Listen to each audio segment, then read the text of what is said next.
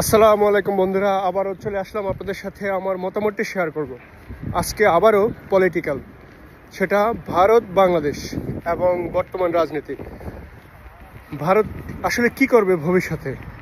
বর্তমান যে critical condition বাংলাদেশে যাচ্ছে, সেই জায়গায় ভারতের ভূমিকা কি হবে বা কি হচ্ছে, আমি কিছু জায়গা থেকে আপনাদের সাথে শেয়ার করছি আমার মতামতটা। ভারত যে কাজটা করবে, কারণ বর্তমান সময়ে বাংলাদেশে আওয়ামী লীগের উপর মানুষের যে জনসাধারণের উপর আওয়ামী লীগের উপর জনসাধারণের যে প্রতিক্রিয়া, সেটা খুব ভালো না। এটা ভারত এবং ওয়েস্টার্ন কান্ট্রি যারা রয়েছে তারা বুঝতে পেরেছে। এখন কথা হচ্ছে তারা কি করবে, তাদের করণীয়টা কি। তারা কখনোই চাইবে না আওয়ামী লীগকে নিষিদ্ধ করা হোক, এক নাম্বার ওয়ান।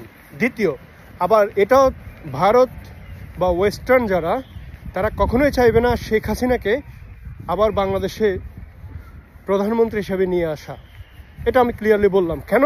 কারণ শেষের দিকে আপনারা যদি 2021-22-এর পর, স্পেশালি 23 এবং 24-এর দিকে শেখ হাসিনার কর্মকাণ্ড, দেশের কূটনৈতিক যে সম্পর্কগুলো, এগুলো কেয়ার করে নাই পশ্চিমাদের সাথে। সেই জন্য, এবং ভারতের সাথেও একই জিনিস, এর প্রায়শ্চিত্ত, এর পানিশমেন্ট হিসেবেই শেখ হাসিনা বর্তমানে পেয়েছেন যতটুকু পাওয়ার। ঠিক আছে, এখন কথা হচ্ছে, এটা একটা শিক্ষা দেওয়া হয়েছে শেখ হাসিনা বা আওয়ামী লীগ সরকারকে, কিংবা বাংলাদেশের ভবিষ্যৎ যে প্রধানমন্ত্রী আসবে, এটা ভারতের কাছ থেকে বা ওয়েস্টার্নদের কাছ থেকে একটা শিক্ষা দেওয়া হয়েছে। আমাদের কথা না শুনলে, আমাদের কথা মতো না চললে তোমাদের এই অবস্থাই হবে। সো এটা থেকে আমাদের একটা শিক্ষা নেওয়া উচিত। আমাদের এখন থেকে স্ট্রং হইতে হবে।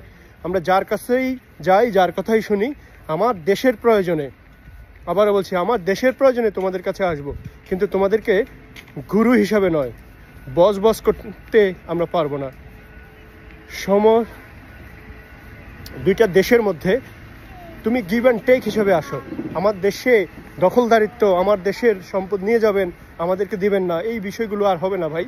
এগুলো ক্লিয়ার করে দেন। আপনারা যারা উপদেষ্টারা আছেন বা ছাত্র জনতা যারা আছেন, ভবিষ্যতে আসবেন, এগুলো নিয়ে কথা বলতে হবে, আরও ওপেন কথা বলতে হবে। আপনারা যারা শুরু করেছেন, আমি তাদেরকে স্যালিউট জানাই।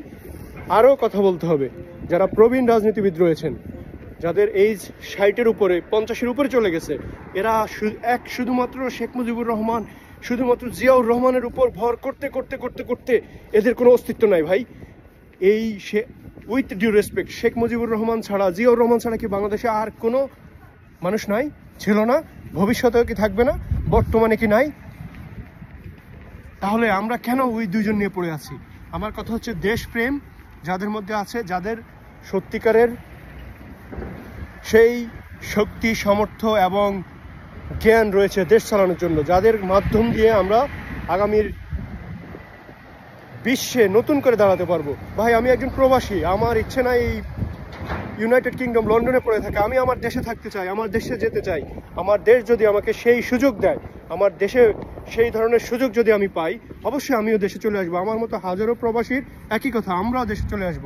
সেই জন্য আমাদেরকেই আমাদের দেশটা গড়তে হবে, আমাদেরকেই আমাদের দেশের দায়িত্ব নিতে হবে। আসুন সবাই মিলে আমরা আমাদের দেশকে ভালোবাসি। দেশের জন্য,